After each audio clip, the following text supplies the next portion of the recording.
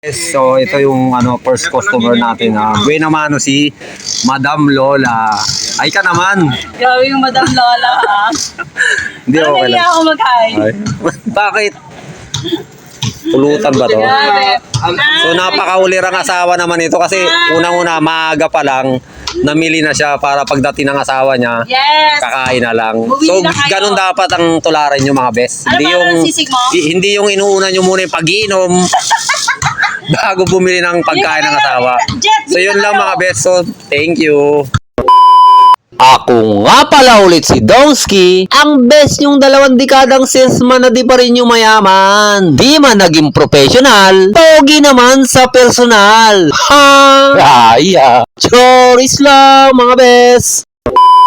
So, isang magandang hapon na naman sa inyo mga best. No? So, bali, kararating lang natin ulit galing trabaho. Kasi ngayon medyo maagang pasok natin. 6 to 3. So, nandito na lang tayo sa lansangan para makipagsapalaran. So, kanina mga best, nung pag-uwi ko, medyo masama yung panahon. So, sabi ko, madalang na tayo lumabas. Nagkakaroon pa ng konting problema. Pero sa akin mga best, sanay ako sa ganyan, mga pagsubo. Wala na sa akin lahat yan mga best. Kumbaga sanay na ako sa mga ganyan.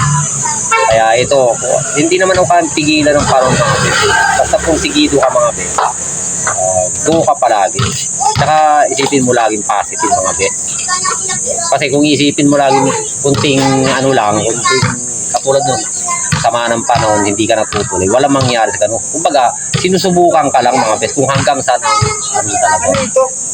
So, hopefully sana mga best, kahit paano naman, nakakabenta rin tayo rito kahit konti. Kasi, hindi naman ganun kaano ang tao rito. Kasi may nasana, pero dito kahit paano naman mga best, habang nakatambay tayo, di ba? Dito na lang tayo tumambay sa labas. Kaysa scroll tayo ng scroll cellphone natin, wala ka mapapala doon mga best. Kaya dito kahit papano, susugal tayo. Kasi kunting oras lang naman eh. Makabenta lang tayo kahit mga ilang piraso.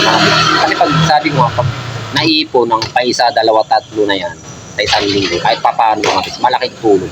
Kesa naman pag-uwi natin, naka-phone cellphone, wala mga best. Gastos lang yun mga best. Sayang ang oras. So, since ganun din naman nakatambay ka sa loob ng bahay mo. Hindi dito ka na tumambay, tapos mag-abang ka ng panito. Maaaring makachamba tayo mga best. May pambili tayong bigas, di ba? Ha? So yun lang mga best. Sana kahit paano tayo. Bye-bye!